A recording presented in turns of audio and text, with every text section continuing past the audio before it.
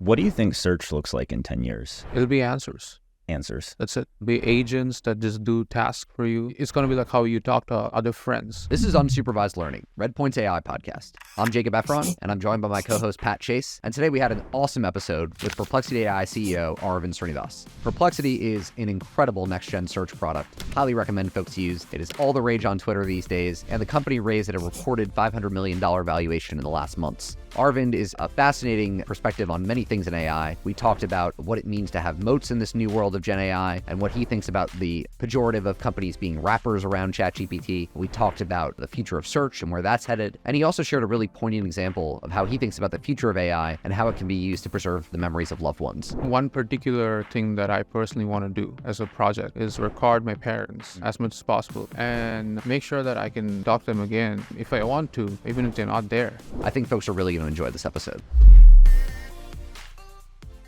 You know, most of our listeners have probably used Perplexity. It's an incredible product. And I think the simplicity of the experience when you're using it probably belies a lot of the complexity behind what you've done to actually make it work. And so what's kind of going on behind the scenes in terms of what's been required to build such a smooth and seamless experience, like the types of models you built and whatnot? Yeah, so I've been thinking about this, and one formal way to answer this question might sound a bit cringy, like management talk, but it's like we have like 5 dimensions we need to really focus on, which is accuracy, reliability, latency, delightful UX, and iteratively improving constantly, either improving for everybody overall or improving for you personally through personalization.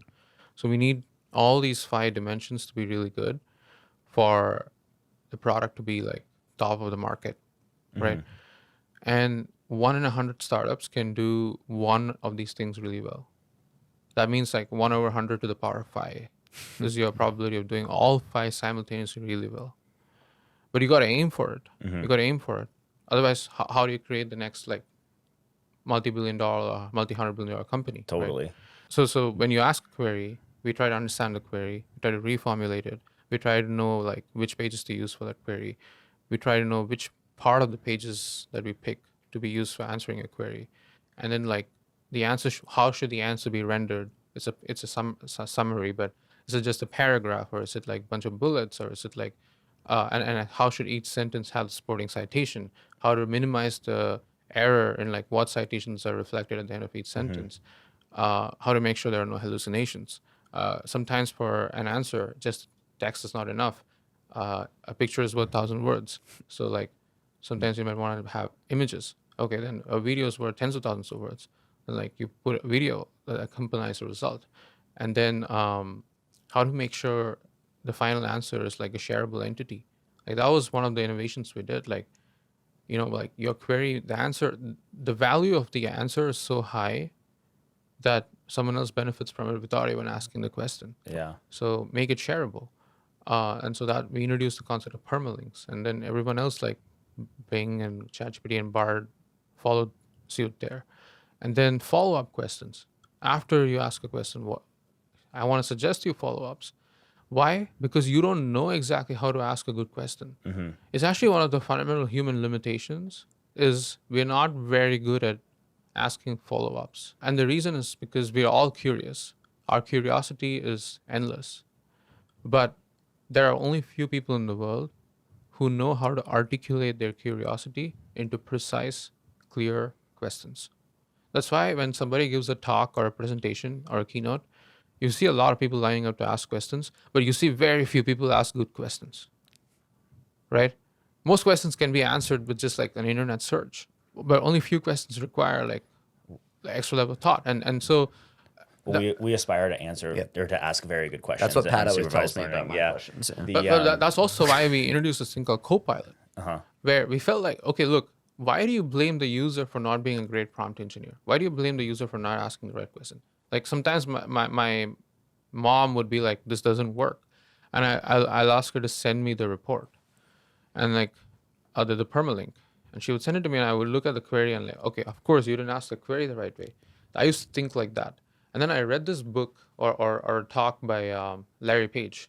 So Larry has this amazing story where he was trying to sell Google to Excite, They go to a demo, Larry and Sergey, to the Excite CEO, where Larry opens a window, he fires Google as a window and like Excite as another window, and types in the same query.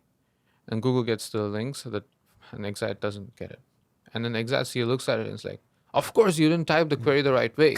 Yeah. And then Larry's like, I'm just a user, like I'm not wrong. Like the user, so that's the philosophy in human computer interaction is the user is never wrong.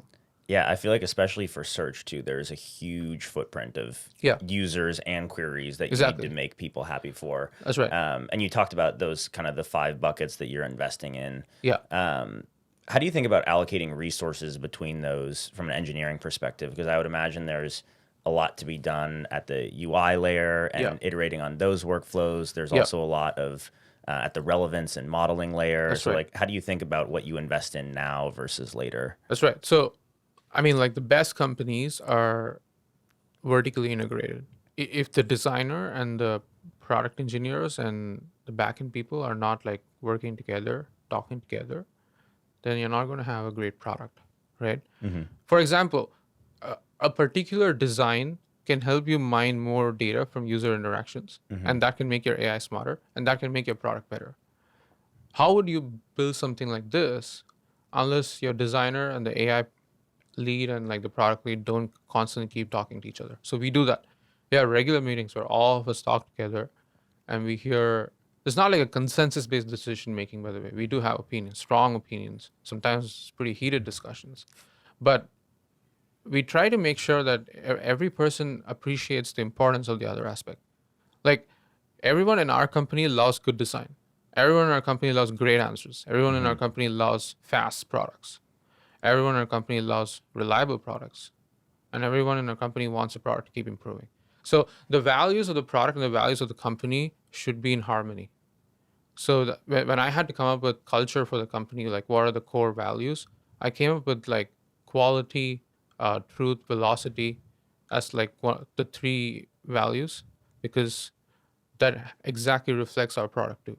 I think, one thing that's interesting in kind of Perplexity's evolution is you started off, as I understand it, kind of using the off-the-shelf OpenAI models, and then, you ended up fine-tuning, some of the smaller and faster models. That's right. And now you've increasingly used open source models and, and released your own. Like, I think it's a really interesting case study for, obviously, there's a lot of other companies that are maybe a stage or 2 earlier than you and are thinking through the sequencing of when to build their own models. Maybe talk about that journey and kind of the, how you think about when the right time is to do some of those things. Yeah. I mean, I 100% want to, if I were to go back, I would do it exactly the same way. You please start with somebody else's models. If you're going to, if you want to be a product focused company, don't waste your time building your own models. Of course, build a muscle for it. Look, we are lucky that, 2 of our co-founding team, it's myself and my CTO, have been former AI researchers. We've basically trained models for like half a decade before starting this company. So we fully understand everything that's needed to train these models. But if you're not that person, it's still okay. Like don't try to go venture there. In fact, you should be even more product focused than us and try to get a product out and try to make sure it has users and try to make sure they're returning users and try to make sure there's sustained usage. Get through that barrier first. That's like the number one thing. Like almost half of your problems are sorted out after that, because you'll at least be able to attract some funding. You'll be able to attract other employees. Actually, more than getting funding, the harder part is getting good people. There are a lot of people who want to throw their money in generative AI now. Maybe you don't get the top tier investors, but you get the second tier investors, and like you have some money in the bank, right? Or you go for a lower valuation and get the money in the bank. But getting really, really good engineers is harder than getting some investor to back you. And the second one changes your destiny a lot more. And why would a great engineer who's very sound at judgment and decision making join you when you don't even have a product that has users? They would join you maybe if you're building infrastructure, but then you're a foundation model company then. If you're a foundation model company, you better raise hundreds of millions of dollars. There's no way to play this game otherwise, right? And then that creates another set of problems. Like you need to hire great AI researchers who know how to train these large models. And in fact, they are more scarce than GPUs today. Like you can get NVIDIA H200 GPUs, but you cannot get a person who knows how to train GPT-4. Yeah. It's very hard. Like you cannot pay them, and like even if you can pay them, like they're not gonna leave the team that knows how to do all the other things, right? So really be pragmatic. You know, if why did you start a company? You started a company to get a product up and running and build a business around it. Then try to do that. That's your job. Yeah. Now, why? Then you can say, well, okay, you speak so much. Why are you going building your models now? Why are you just not product focused? Yeah. Right? Because here's a simple reason. Like at some point, like you don't want to overly depend on somebody, especially if they're building products in the same space as you are. Until it's very clear, it's differentiated. So we want to do that and drive down the costs.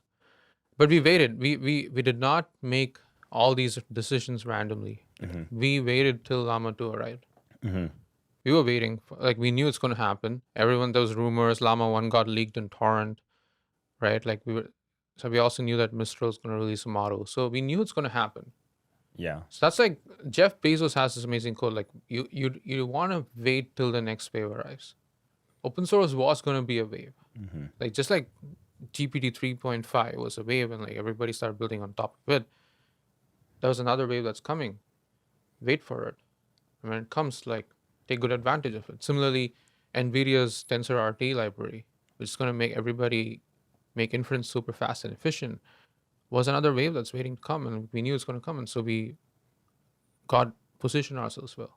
Yeah. So that's sort of most of my job is basically that, like talk to our leaders in the company and make sure like they're able to make great decisions, and give them all the information and input needed. Yeah. To make these decisions. Yeah, it makes sense. And so it sounds like you're really in favor of kind of building on the existing models to start, and then over time iterating on them. And I think move fast, whatever moves fastest in the beginning. Yeah. And I think you've publicly talked about, some of these kind of product focused companies being called wrappers on OpenAI, or things like that. And it sounds like you're really in favor of starting that way. Yeah. And then like, how do you think about the moat long-term and where that comes from? Yeah. So look, you only have a moat. You only have like a right to think about moats when you even have something, right? Yeah. Again, like gotta have something to protect. Yeah. Like you're like, okay, you're a rapper. Yes, I am a rapper. But I would rather be a rapper with 100,000 users than having some model inside and like nobody even knows who I am, and like the model might not even matter. Totally. Right? There are so many people who went and built models, and then what's going on now? Like everyone just uses Llama 2 or Mistral. Everything will consolidate, right? There's going to be a power law in both the closed proprietary models and the open source models. What is it today? Closed, it's OpenAI, Anthropic. That's it. I don't have bandwidth for third. It's already hard to manage like 4 models within OpenAI, 3 models within Anthropic, like 7 models. And again, in open source, there's going to be Llama 2 and Mistral, the base models. People will specialize them, but this is where it's consolidating towards. And I don't have space. There's already a lot for me, a lot of entropy. When you look into the future, do you see yourself on all open source or on still a mix, or so our position is we want to be model agnostic. We want to be model agnostic, but be able to control our destiny if needed. Have the optionality to control our destiny if needed. But we want to be in a position where if someone else has a better model than us, then we want to take it and put it and give it to our users, right? The reason is very simple. Our user doesn't care what model was used to give them the answer. Our user just wants the best answer. Totally. And they don't care about our moats. User doesn't give any thought about what your moats are. Like, user doesn't care if you're profitable. If OpenAI charges you more, they don't care. They want the best answer.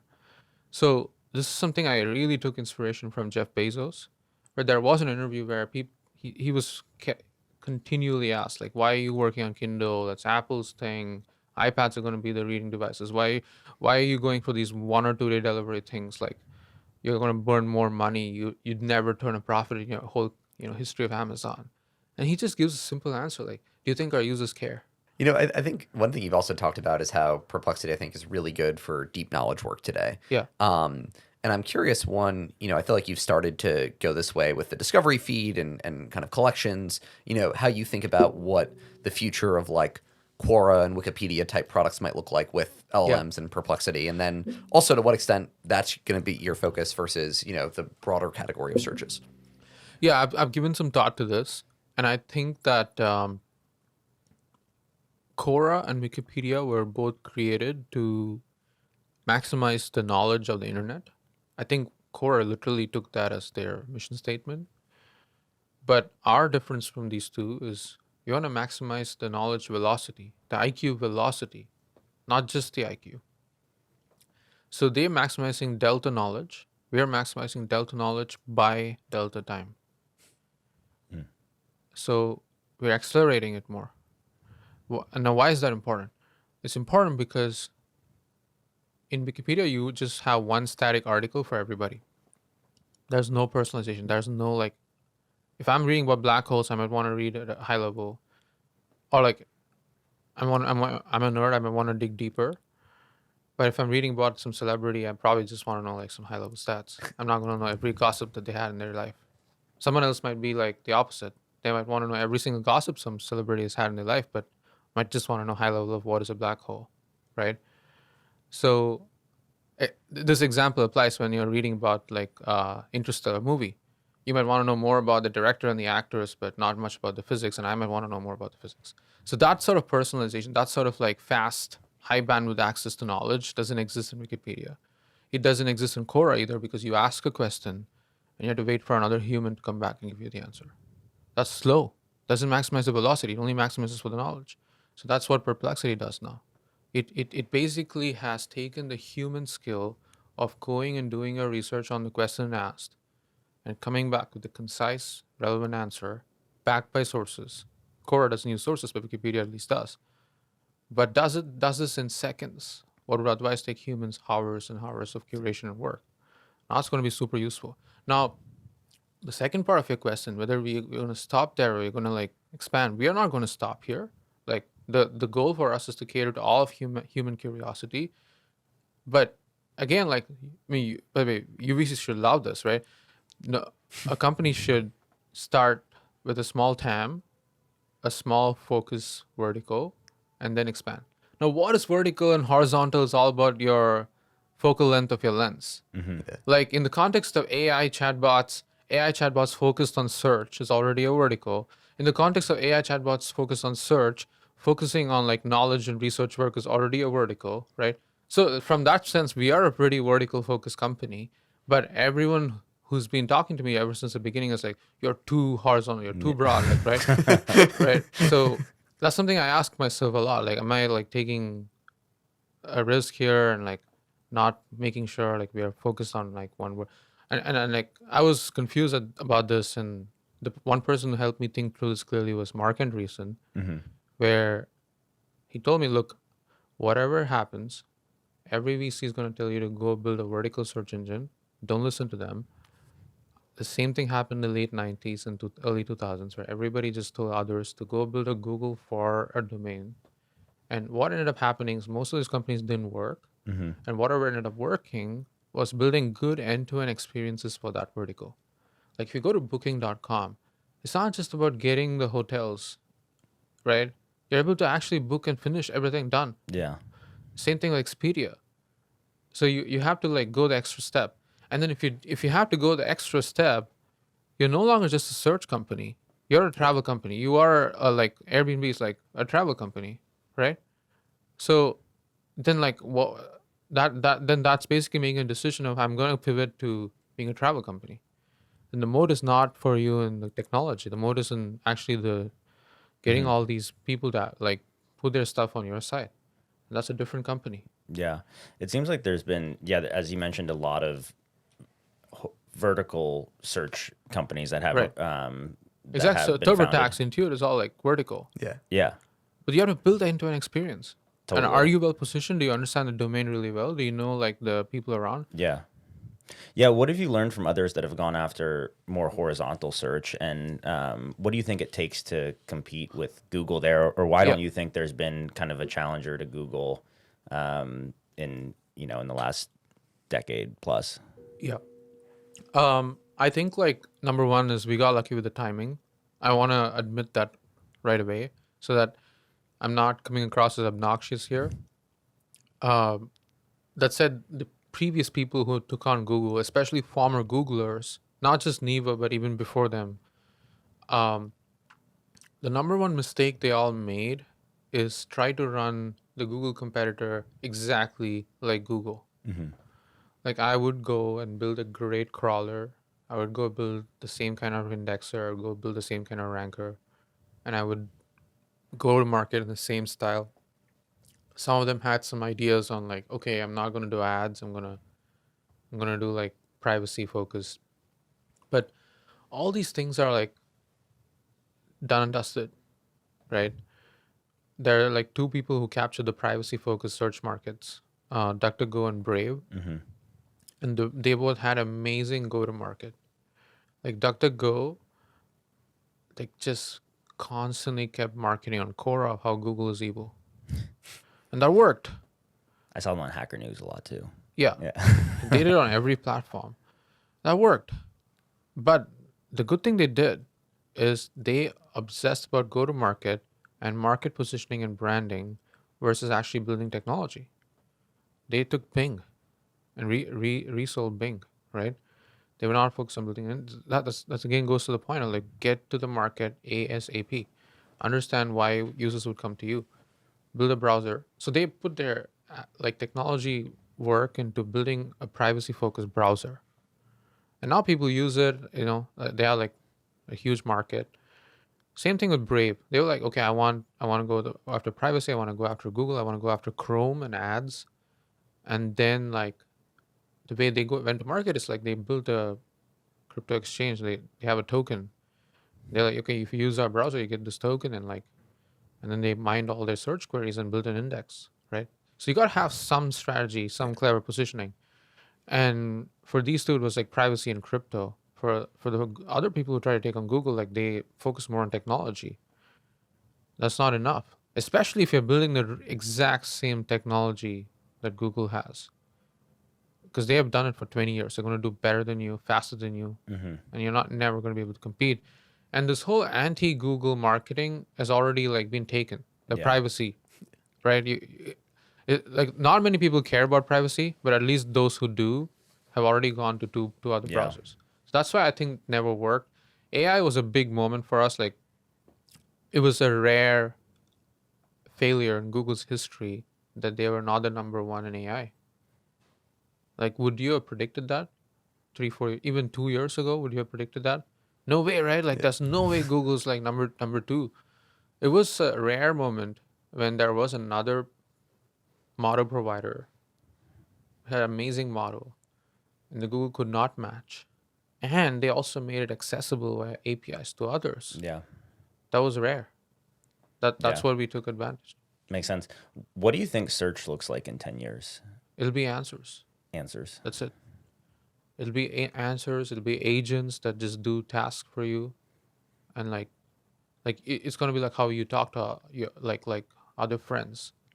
Hey, do you know what? Like, tell me about this thing. Yeah. I heard there's something here. Can you tell me more? And it's gonna be concise enough that you're not gonna feel like stop rambling. Yeah. Enough.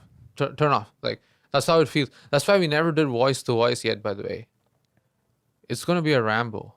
You're gonna be like, turn it off, man. Right? Your eyes can read the answer faster than your ears can hear. Yeah. Right? Yeah. I think ChatGPT, they just launched their voice, which has been fun to chat Yeah. with. Yeah. If it's concise, it's fun. Yeah. But if it's like 2 paragraphs, I don't want to hear. Yeah. Totally. I mean, it's been interesting. I feel like you've recently been busy shipping a bunch of things. Obviously, you started with your own inference engine for open source models. I think more recently you released your own models that are fine tuned on Llama and Mistral, but kind of have updated information and less hallucinations. Like, how have you thought about the parts of the product that you release beyond just the consumer facing application, and how does that kind of fit into the Perplexity story longer term? Yeah, I mean, the number one thing for us is like, again, you earn the user's trust, right? Like a lot of users are concerned about using our products simply because they think that we cannot build our own infrastructure. So we are just a wrapper. So at some point we're going to fizzle out. We're going to run out of money. We don't have any business. So that's the number one part that we want to address. Hey guys, listen. We're not a rapper. We're slowly building our muscle to serve everything ourselves, and it starts in simple steps. Number one step is like we at least have models that can rival 3.5 turbo on serving our traffic, and we're going to make it accessible to you for you to test. We're also going to slowly keep shipping it to production, and you won't notice the difference. Paul Graham has this tweet where the only AI companies that will survive are those where they can ship their own models and the users wouldn't notice. Or if at all they notice, it's going to be an improvement. So again, we are also very transparent and clear that we are not at the level of GPT-4. But nobody else is in the market either. That model is so good. I mean, Gemini is delayed for that reason, right? Yeah. Like if Google with 100x more funding than us, or 1000x maybe, cannot get to GPT-4, like what's our hope? Our hope is that somebody else will launch a grade base model like Llama 3 or Mistral 2, whatever it is. And we take our data flywheel and we get even closer to 4. I'm still not saying it'll be equal to 4. And You fine tune Llama 3 for search, exactly, and then have better performance. and that's going to be our like thing that we can only do the best is get these query reformulators, query understanding, query like interactions in Copilot, like summarization quality, the answer quality, the search index, the better index. All these things will get better that only we can do the best because of our traffic volume and our expertise that we have built over the last year. And we also, you got to serve your own models.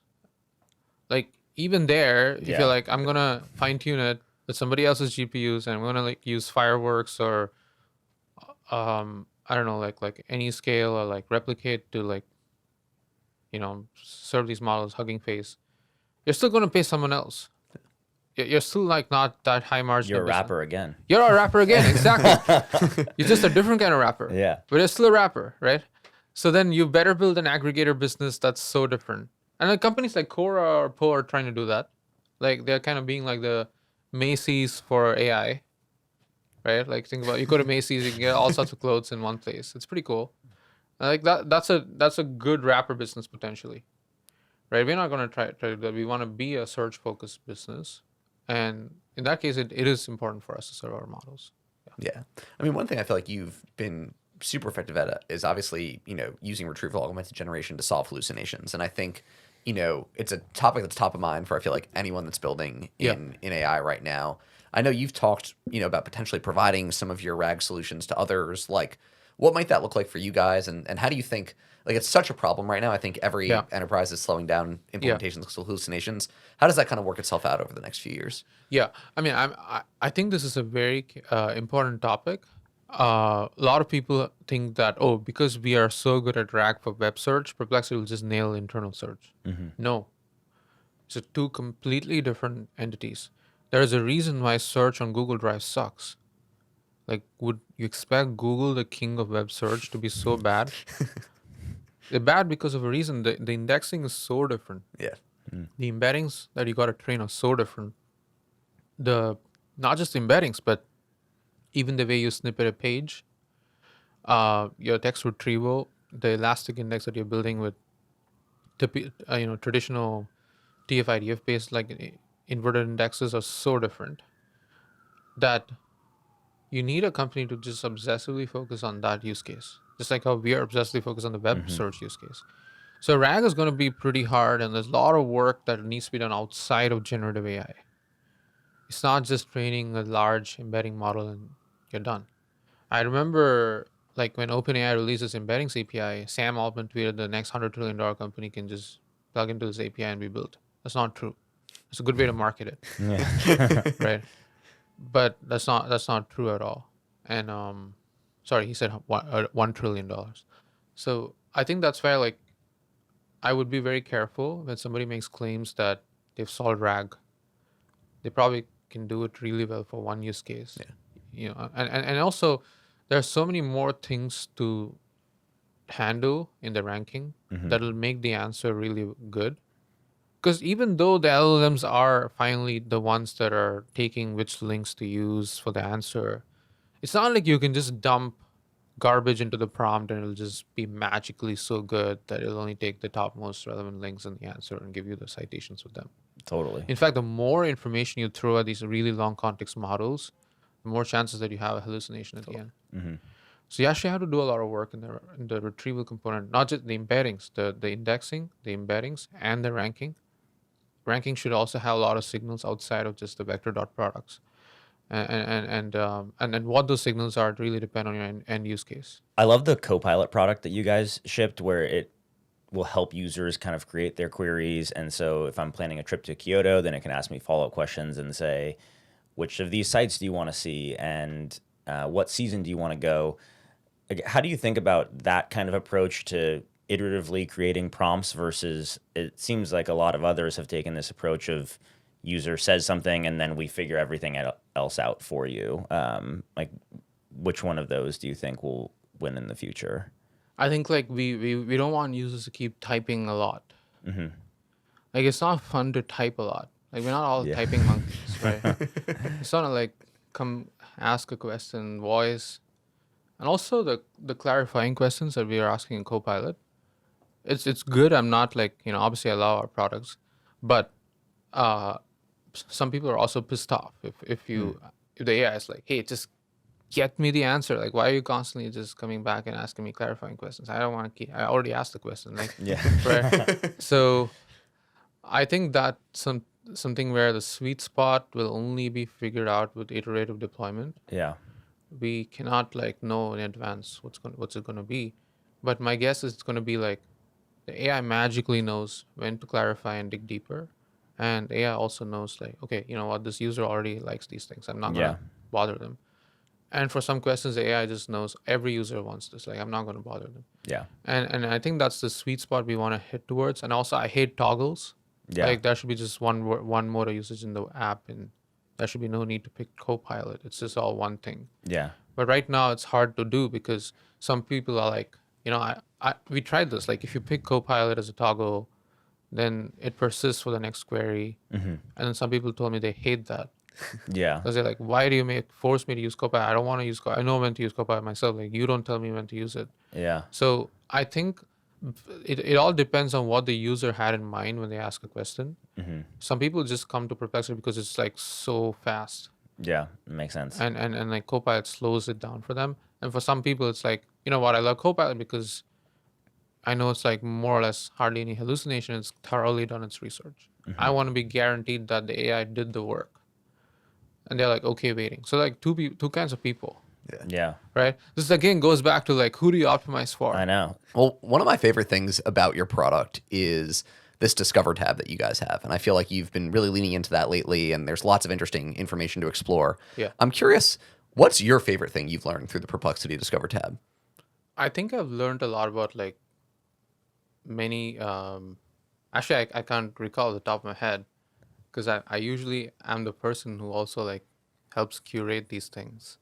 So most of the times I already know what's going to go. You're the person behind the curtain making the calls. Not exactly. I'm not the only person. We have a bunch of people who are like, we call them as editors.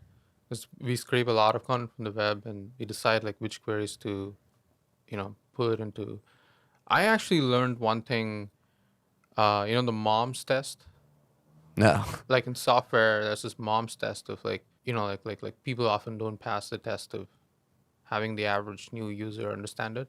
So actually, like, this led me to query deeper and learn a thing where at Facebook, when they were initially figuring out how to grow, there were like two ways to grow. One is you make the product better and better for the existing users, and they're going to bring in more of their friends into the product. And the other way to grow is you make the product so intuitive and so easy for the new user who has never seen your product before. And that's the only way your product keeps growing. And this is a hard decision because it's unclear what to do. And they made the decision to optimize for the new visitor and like find out the magic metric that would convert them to a regular user, which is like how many initial friends that they already know in the real world are there on the Facebook social network already. Yeah. And that's like the greatest predictor of whether that person becomes a retaining user or not. So instead of adding a lot of features that your existing users ask, you should always make sure that you're able to get the next set of users that have never seen or used your product before. Yeah. How do you think about that I mean, I feel like that's very relevant to the Perplexity product today, right? You've That's got right. probably these power users. I think That's right. all of Twitter seems to love you, and Yeah. they're very deep. And I'm sure you guys think a lot about getting the next, millions of users on. How do you kind of navigate that? 100%. Yeah. That's the hardest challenge for me and for our other co-founders who are like constantly thinking about how to improve the product is, do we make this, do we just keep, there's this YC mantra of like, go talk to your users, hear what they say and just ship what they want. That's how you make decisions. Now, I think that works when you don't have anything and you're just trying to get the initial product market fit.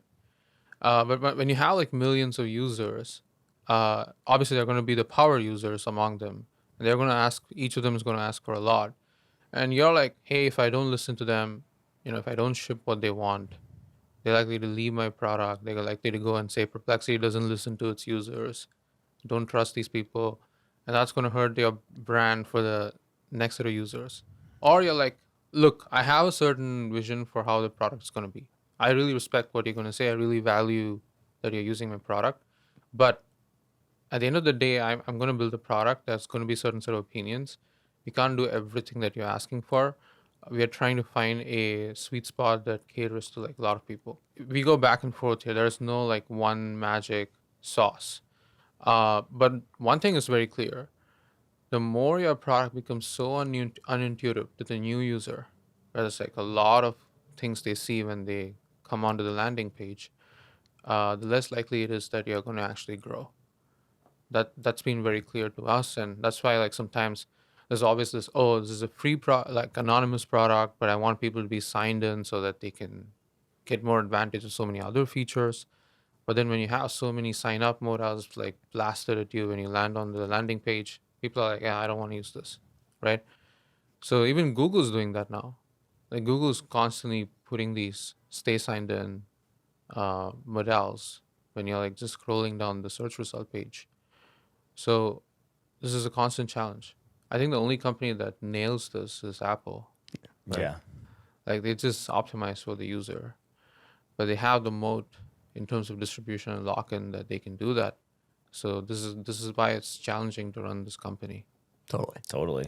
And you went through a bunch of different ideas. If I recall, before landing on search and Perplexity, I think you had a text to SQL generation. That's right. And then a UI to search Twitter as well. Yeah. Like, how did you ultimately decide to go after Yeah. search and kind of Perplexity in its incarnation today? Yeah. So if we started the company 1 year ago and said we are taking on the Google search engine, I'm pretty sure that nobody would have invested in us. Like pretty sure. Investors love to invest in a idea that is so good on paper, but may not even have product market fit. But it's very clearly carved out, strategically clear. There's no competition. It's adjacent. They love those kind of ideas because it minimizes risk for them. But it doesn't necessarily maximize the returns. That's just how you think as an investor. But when you go and say you take on Google, there is hardly any protection. Like it's either boom or bust, and the probability of boom is like so low, right? So we obviously did not have that sort of courage either, leave alone what investors are going to say. The first idea I did pitch to Elad Gil, who's our seed round lead, one of the leads, is I said I want to take on Google. So how about we do a vision format? Like we have all glasses, we look around, there's a microphone listening to us, we ask questions, and then AirPods will read out the answer. That's the product. It's like, wow, that sounds too good on paper, but you're not going to be able to do this right now, which is the right advice to give. And he told us, okay, if you're really interested in search, why don't you narrow down? Like, what about search over databases, right? That's something that nobody's looking into. And then if you nail it, if you crack it, the risk protection is it has a big enterprise market. Like everybody wants to search over their internal tables, spreadsheets, their Salesforce, their HubSpot, right? So build that, and you see where it lands. We got something really reliable, and then we went to some enterprises and talked to them, and they were like, you know what, this is cool, but what do I do with this? Like, I have all the dashboards I need already on like my HubSpot. Like I have the revenue, I have the subscriptions, so like I have the, the churn and everything done. It's just a one-time work, and it's just constantly periodically updated. And then I ask, like we had friends from Databricks because one of our co-founders is from Databricks. And I asked Reynolds Shin, who's like also an investor and advisor to us, and he's the chief architect of Databricks. Hey, I have this thing. You are, one of the leaders in the SQL market. Now tell me if this is actually useful, right? And he's like, you know what? It's not useful. I'll tell you why. Nothing like honest feedback from investor. 80% of the SQL that makes money is not even written. It's already written. It's already there. It's just like repeatedly running periodic jobs. The reason Snowflake and Databricks are huge businesses is not because there are people writing new SQL queries every day. It's because people run SQL queries as jobs or extract, transform, loads. These are all jobs that periodically keep running. And then he said, okay, now what about the new queries that are being written? Even among them, majority, like more than 80%, are not actually even written in structured query language. They're just visual drag and drop in Power BI or Tableau or Metabase or all these other tools. People just like drag and drop and make new tables quickly. And then they just push it as like periodic jobs. So it's that easy now that no one's gonna like be typing, oh, please make a plot for me with X and so no. It's like so much faster to just do this and drag and drop. So that's when we realize, okay, not everything's going to be revolutionized by text as the universal interface, right? It may sound cool. It may sound like the next big thing. But at the end of the day, the user is never wrong. You always go for the thing that gets the job done the fastest. So then we thought, okay, there is a market in plotting, and there's a, like people like to customize their plots, make different colors. But then I learned, I literally myself watched so many Tableau and Power BI tutorials on YouTube and installed these softwares and used it myself. And I realized so much easier it is that Microsoft and like Salesforce have made these tools that I'm like, okay, why would these people ever come back? Like get out of this. And if at all they want something chat UI, they probably want it within this interface thing, right? So it was kind of like we had built so much, but one good thing we did is I love Twitter. So we scraped almost all of Twitter. So I thought, how would graph search look if it were done on the Twitter database? Wouldn't it be amazing if we can just find a way to get connected? Let's say Jacob is there. Let's say Jacob doesn't follow me on Twitter, but I want to DM Jacob. And Twitter doesn't allow you to DM people who don't follow you. Then I need to find somebody who is following me and Jacob follows them too. And I can ask that person, hey, could you intro me to Jacob? So I wanted to see how can I find people who are like following me, but also followed by Jacob and get a list and then see if I can DM some of them, or like if I might be just curious, like what tweets are being liked by Paul Graham that mention AI, so that I want to know like what are good AI tweets. So we built this and we would show this to like few investors and they allowed it. You know why? Because they wanted to see what They're other the, people they're were the liking. target persona. Yeah, people love searching about themselves. Yeah. Actually, I showed this tool to the Instagram co-founder, Mike Krieger. And you know what he said first? I told him like the first searches are usually people just looking up their handles. Jacob loves to look at his own tweets. Yeah. Yeah. But I have to hack it together with that tool like But this. here's a thing he told me is when they launched Instagram, even though you can go to your profile by just clicking on your profile icon, in the search bar, people always still search for their own handle. Huh. So that's human behavior. So we had this, and we also had this like SQL editor, kind of like enterprise tool, and we had a search that would just do summarization with links. The reason we did the third thing was because we said, okay, if LLMs are going to revolutionize search, clearly, why should it just be restricted to structured data? There's going to be a lot of unstructured data too. Totally. And enterprises will have both too. So whether you're going to consumer or enterprise, you need both. So, and we had all three. And I had to make a decision. What do we do? Right? And we decided, look, let's launch. We put out this summarization-based search first, because when we had a Discord server with a few of our friends using it, everyone came and said this is better than Google. But the honest reason is like we built this just for ourselves. The summarization tool was just a Slack bot within Perplexity that helped me answer questions, or my co-founders answer questions about like how to start a static server in Ruby, or like how to do this bash thing, or how to do something in React when our React engineer was busy building something else and we wanted to build another demo. Or when I was getting health insurance for my first hire, I had no idea what any of these deductibles and like co-payments are. Like all these terms seem complicated. And if I go to Google, like I just get a bunch of ads for insurance. Yeah. It was so useful to us and a few of our friends. So when Elon was taking over Twitter, there was no way to actually get the condensed news in any way. Or when Zuck was losing billions last year, when Facebook stock was tanking, right? Like we just want to know what was going on. So it was so useful. People loved it. The citation format was cool. It was all like Slack bots and Discord bots, not even our web UI that has its own like fan base of how well engineered it is. So then we got a designer. And when we shipped it and launched it, and the first day we had like so many thousands of queries coming in, that's what made me realize, okay, you know what? We're going to be search facing, consumer facing, because it's real. People feel the excitement. It's much easier to excite someone to join your company when you're working on something that has incredible like dopamine from shipping things. And we also launched a Twitter the next week to see, okay, look, this is so fun tool to use. What if we just make it like Google Images where it's a separate tab? And that was our moment. Like we launched it and we were like, this is awesome. Twitter search never worked and now it finally does. Why didn't Twitter ship this? This is all happening during the drama time of Twitter, right? So it was perfect timing. Yeah. Kimball Musk liked that and followed us. And back then there used to be this tech alerts Twitter account that would track all these like famous people.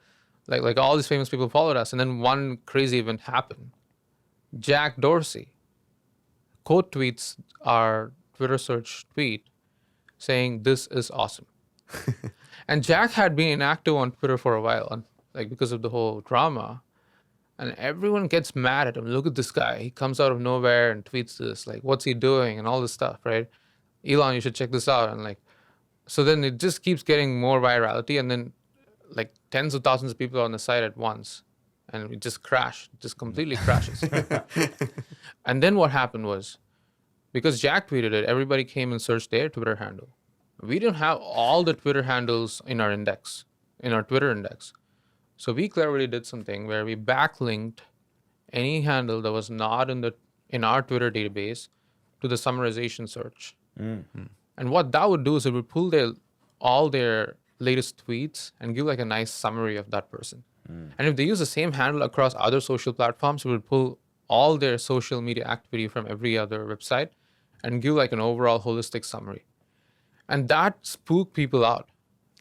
That was like, how does this AI know so much about me? And then they would just take screenshots of at their handle name and the Perplexity summary, and they would keep tweeting this. And people would ask like, what is this AI? I want to know what it says about me. So just like how ChatGPT had its screenshot virality, we got it too. And like, I remember like last year on the winter vacation, I was like, you know what, we launched, but come on, it's just going to be hype and it's all going to die. And like, we're going to go back to doing enterprise. That was really how I thought. And then this was like 2-3 days after Christmas and the usage was spiking up. I was like, okay, this is real. Like if people use it in the winter vacation, you know, they can be skiing and like chilling, right, or watching movies, but why would they have to use the AI released by some random startup that was unknown, has raised hardly any funding, no announcements? So this was real, and we said, okay, after the vacation, we all met, and we're like, look, we really lucked out here. We have something cool. We have a cool small team. So let's go to the next step. Let's make it really fully end-to-end conversational. And then what is conversational? A lot of other people were like, I'm just going to slap a chat UI and like put some search in it. And then their product wouldn't even work. They would like have hallucinations. They wouldn't have sources. They wouldn't like be able to know when it's freeform and it's chat, when it's search. Like basically poor product design, just trying to capitalize on the moment. We're like, okay, what does a chat for search even mean? Yeah. Why should it be a chat UI? Well, we always like to end our interviews with a kind of a quick fire round where we get Yeah. your quick takes on a few things. Yeah. The first thing I'll ask is one thing that's overhyped and underhyped in AI today. Overhyped is definitely like the whole moats. Like everyone keeps talking about it, strategizing about it, and especially being vertical focused. I think that's really overhyped. Like I still haven't seen a thing where something AI native has been like taking over a vertical. Underhyped, I would say, is more people should focus a lot on like building delightful user experiences. Like not a lot of people are focusing on that. Like I know like we are respected for that, but I haven't seen like too many products that do this.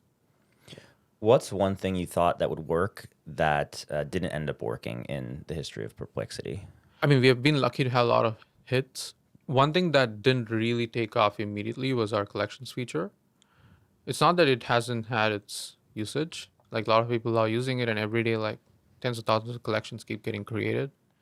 But it's not become a thing where it's like the next collaborative work for research yet. And I think we know why.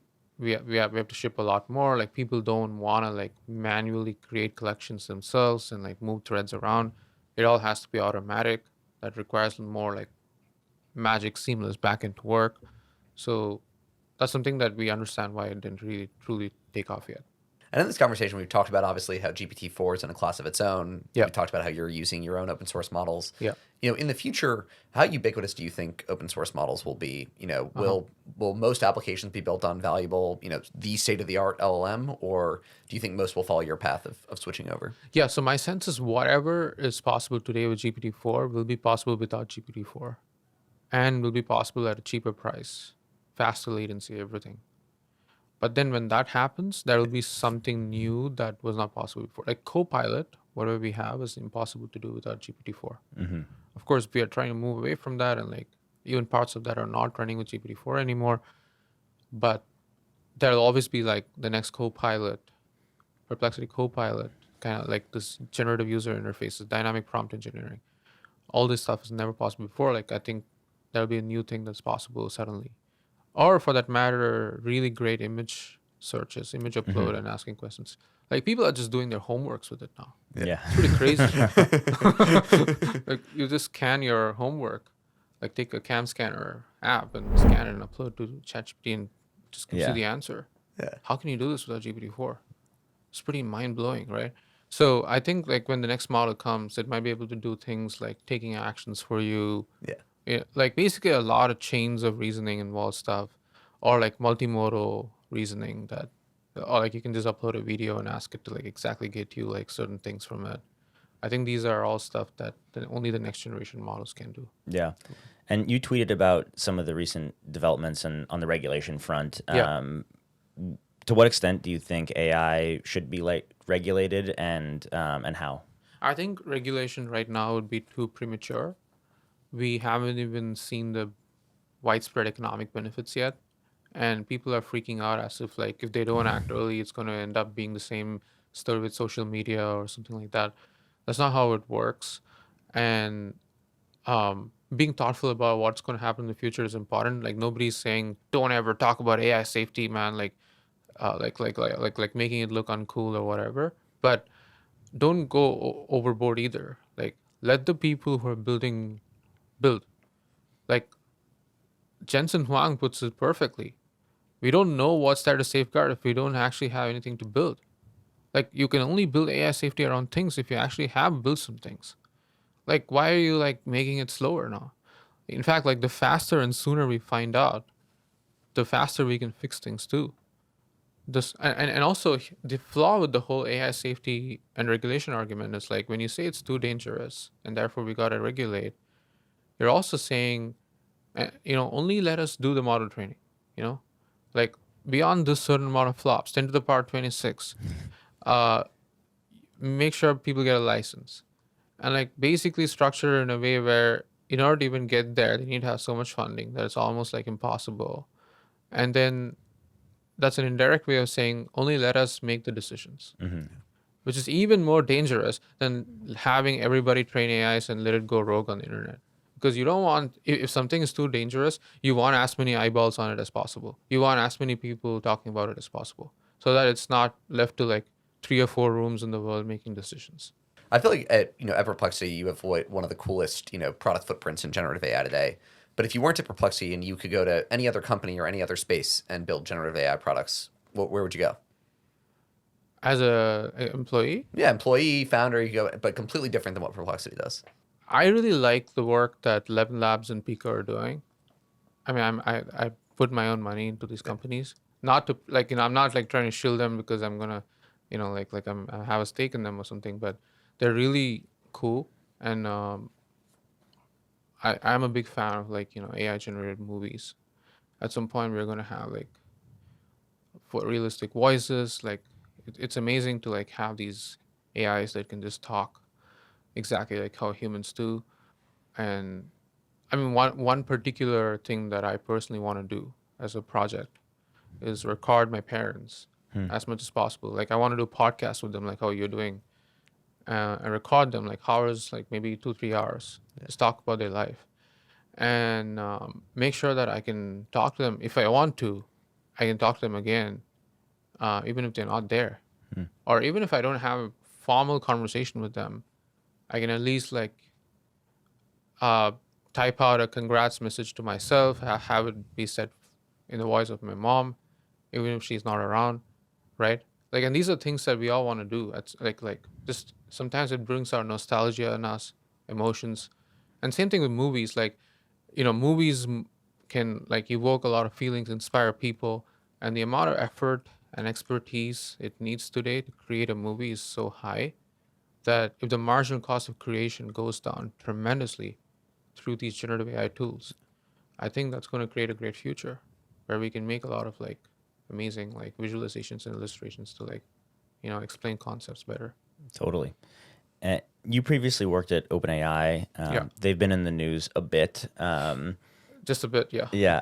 What do you make of everything that happened, and do you think there's going to be any lasting implications on the ecosystem?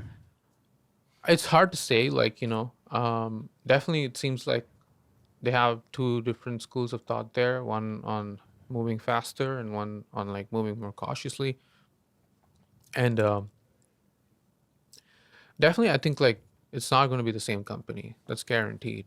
They're not going to keep shipping things. Like, there was the moment in developer day that where it felt like they were invincible. You better not even be a rapper. You better just write custom GPTs and make money on the GPT store. I don't think that's true anymore. And there's only a limited amount of GPUs in the world. Like, you can't do everything possible. You can't have the app store. You can't have the first party product. You can't have infrastructure. You can't have enterprise. And you can't keep doing the cutting edge research on the next models all at once. It's pretty hard. So I think they might focus on 3 or 4 of these things. And I still think they are the world's cutting edge AI organization right now. But it'll probably not be like, oh, you dare not do something because OpenAI will do it. Super interesting. Well, this has been a fascinating conversation. I guess I'll leave the final word to you. Like, where can folks go to learn more about you or Perplexity or anything? Perplexity. Really, I'm not kidding. The best way to learn more about me or Jacob or Patrick or Redpoint Ventures is all Perplexity. Honestly, I'm not even kidding. Like, if you don't know somebody else, just go to Perplexity. You get the links, you get the summaries, you get the answers, you get follow-ups. Like, it's perfect. Well, Pat, that was a fun one. Super fun. Yeah. He's such a fascinating guy. I feel like there's so many interesting lessons out there for builders in the space. Totally. I love the way they think about the model side of basically why would you build your own model, before knowing you have a product that resonates with folks, but then long term, not having that dependency on some other model provider. And so I think the way they've sequenced it is super smart. Totally. Yeah, I thought it was really interesting, his take on, for sure, starting with out of the box models and also being, I guess, more optimistic about these wrappers turning into large companies. He was like, that's 100% the right way to start, and then you get distribution and figure the rest out later. I thought that was an interesting take, especially as a founder that's so directly in competition with the Googles and Microsofts of the world. Yeah, and I like to put that, like, asking about moats is almost a good problem to have. Like, that means you should have a product that has a lot of scale and seeing a lot of users. And so, so many people are having these moats conversations long before they've actually built anything that folks actually find value in. Totally. I also thought it was fascinating how much value he's gotten from building in public. I think that was really a step function change in the trajectory of the company, and it seemed like a lot of their momentum was from shipping things and then the viral distribution that came from that. So I thought that was just a cool case study in how much benefit there can be. Yeah, and it's amazing in the space how hard it can be to predict how, I think when OpenAI shipped ChatGPT a year ago, it was like not clear this was going to be some crazy viral product. Similarly, it sounds like they got their product out there and then, Jack Dorsey tweets about it, or folks start looking at their own profiles. And, yeah. Especially with these consumer-facing products, I feel like, just getting it into users' hands is so valuable. All of these things are so hard to build, and there can be a tendency to wait for perfection before shipping things. And I think it's just interesting how much benefit they got from shipping everything they had. Even the Jack Dorsey stuff came from the Twitter product, not the search product. Right. And then ultimately got them distribution for the search product. And I thought that was a cool story. And I just think the vision for where this is all going is so cool. I love Perplexity as a product. I think that was one of the reasons I was so excited for this episode. And this idea of, deep knowledge work today, like Quora or Wikipedia, where people go for answers, and that the knowledge is there, but it takes a lot of time to get that knowledge in a way that's personalized for you, or maybe person X wants to go super deep on something. I think his examples was like black holes and celebrity gossip. Yeah. And people want to go to different levels of depth on both of those. And I think we definitely would want to go deeper on celebrity gossip. I was thinking both of us would be Taylor Swift, Travis Kelce, and probably elementary black holes. We needed to mention Taylor Swift, and so it was good we got that in. I think we're now 4 for 4 in the last 4 episodes, but I actually did try Taylor Swift, Travis Kelce in Perplexity. Of course you did. It was good background, but I do think some of these next gen search companies are still, like narrowing the window of how recent the stuff is that they have indexed. So, area of opportunity, I guess, on the Travis Kelce, Taylor Swift queries. Yeah, they missed the fact that the Chiefs seem to be imploding and lost their last few games. Yeah, and I think also, a few other things. One thing that he brought up that I thought was fascinating is this idea that, everyone's looking for a solution for retrieval augmented generation more broadly. And his take that, like, basically solving that problem, solving hallucinations, is going to look very different depending on the end problem. And that this idea that there'll be one company that's going to solve RAG across, like, the board. It's like, he's like, look, we're really good at doing this in the consumer search context. I'm not sure that necessarily translates or works well on the enterprise side. And even drawing the search parallel to that, I thought was really interesting. It would be interesting to know if that means it will be the same tools that are used kind of for RAG solutions across everything, or if there also will be a different set of tools. But I thought his take that it was harder to recruit engineers than raise capital was a really interesting one, and just shows how much capital there is chasing these AI companies. And I thought we were the only ones. I didn't realize there was like another set. Yeah, of people I guess there's more VCs than us looking at AI companies. But it's disappointing to hear. But I know. But no, I think it's I think what's so cool about their ability to recruit is there's only so many products that are really touching a ton of users today. Yeah.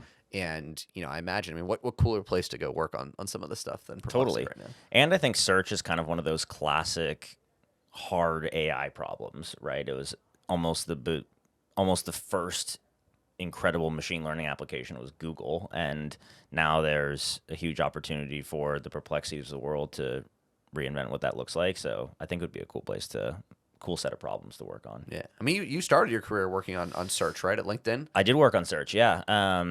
Are we at risk of losing you? I feel like you were pretty fired up during that podcast. Definitely not at risk of losing me, and I'm sure that I could contribute nothing to the state-of-the-art search world now. But search is, I think the domain is fascinating. You need to be fast. You need to be right. User expectations are incredibly high, which he talked about a lot. It's like you can serve this one user, but then if you do that, this whole set of other users is upset. And so just the breadth of users that you need to address and how complicated the technical solutions are, I think it's every engineer would love to work on search problems. It's a really cool domain. I mean, I will say I got goosebumps when he was talking about, using these generative speech and video models to, potentially interview his parents and have that as like something that would persist, through time. I feel like we're only scratching the surface in some of those cool use cases. Though I will say, I think that was a Black Mirror episode too. I found myself wondering if that would be good for the world, probably. And I can imagine a lot of benefits, but also very strange if you could persist in a way that is not natural. So, I think that's a pretty crazy vision, which we are probably heading towards, especially as you can generate video and generate sound and generate voices. And I think that's the natural extension of the technology people are building today.